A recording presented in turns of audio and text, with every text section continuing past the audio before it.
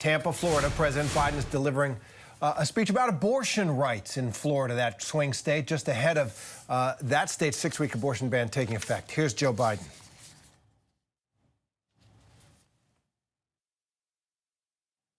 China leads the world in using surveillance and censorship to share your tabs. story. Back to your courage. It's not an easy thing to do. To share your story. That's not an easy thing to do. You know, Caitlin represents millions of women who are enduring unbearable pain and cruelty because of Donald Trump. Sadly, it's pain and cruelty that millions of women in Florida now face. You know, but as I said, as she just said, it's not inevitable. It's not inevitable. We can stop it. When you vote, we can stop it. And thanks to Representative Kathy Castor. There she is. Stand up, Kathy. Kathy's doing an incredible job in Congress, and is a great, great friend. Thanks for riding over with me from the airport. You know, the worst sentence in English language these days is the president's at the airport. Means you got to show up, you know. But anyway, thank you. And I want to thank Debbie, our next U.S. Senator. Deb, stand up.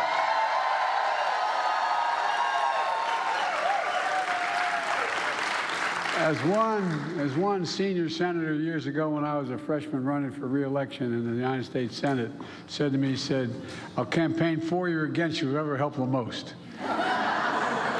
But it's really important you win. This is a critical race. Debbie's running against Rick Scott, who wants to sunset Social Security. I think the voters are going to sunset Rick Scott.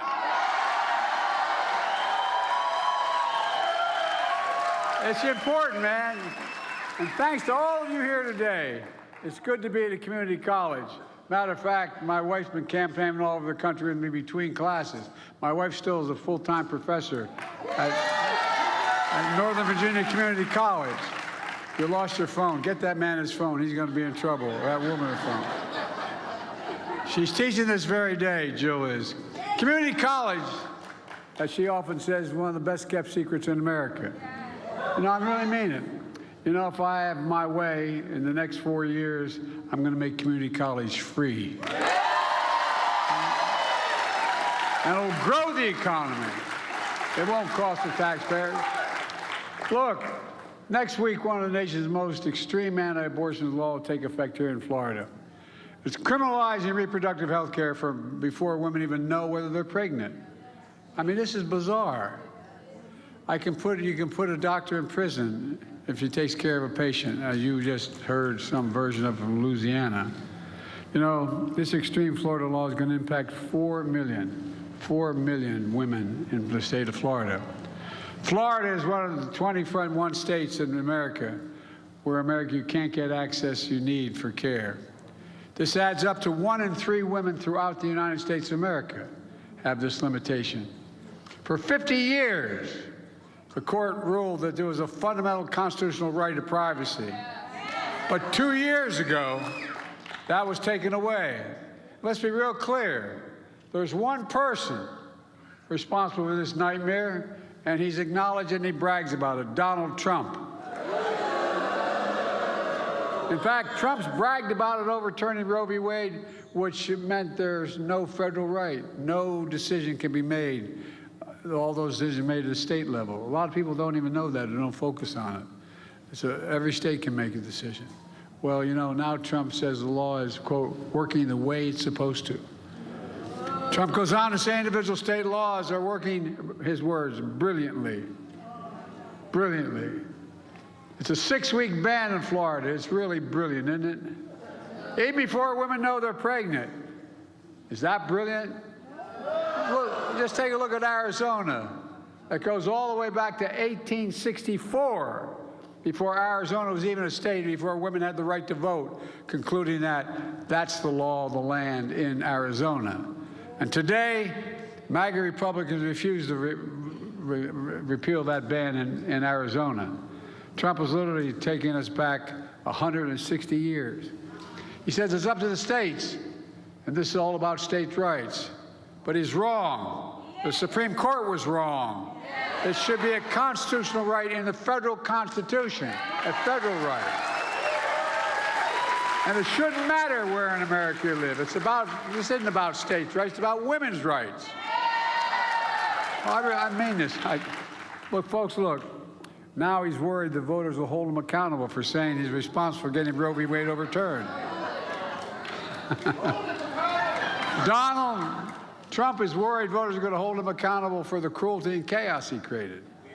Folks, the bad news for Trump is we are going to hold him accountable. We are.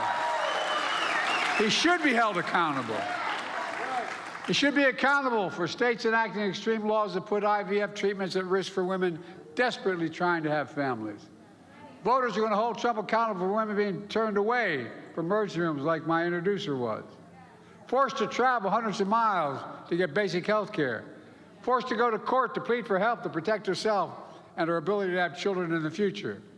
Folks, voters are going to hold Trump accountable when women are told by extreme politicians and judges to wait, get sicker and sicker, to the point where your life is determined and be in danger. Pregnant women in America are at risk, particularly black women in America. No, that's the statistic. Data shows they're already too likely to die from complications at birth. I believe voters are going to hold Trump accountable when family members and doctors are threatened with prosecution for trying to help them. Not only that, I believe voters are going to hold Trump accountable and his MAGA's extremist friends to prevent all women in America from getting safe and effective medication like methylprostone, approved by the FDA 20 years ago. They're trying to outlaw that now.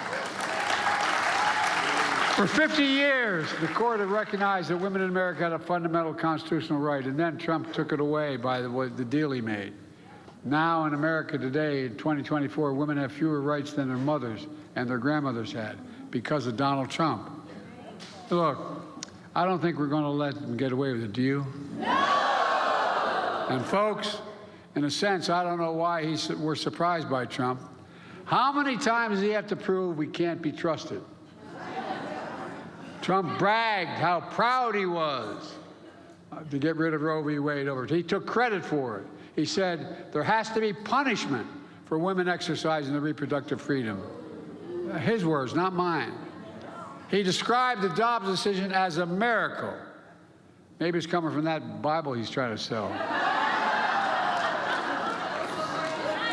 Whoa. I almost wanted to buy one just to see what the hell's in it. Folks, it was no miracle. It was a political deal to get rid of Roe v. Wade. A deal. Political deal he made with the evangelical base of the Republican Party to look past his moral, if they look past his moral and character flaws in exchange for his commitment to appoint justice to the Supreme Court who would overturn Roe. Don't think he's making a deal right now with MAGA extremists to ban nationwide abortion in every single state, because he's making it. In fact, the MAGA majority in the House of Representatives has introduced three separate bans to ban choice nationwide in every single state, based on each state. These bills have overwhelming support of Republicans in Congress. But know this, as long as I have the power of the presidency, it's never going to happen.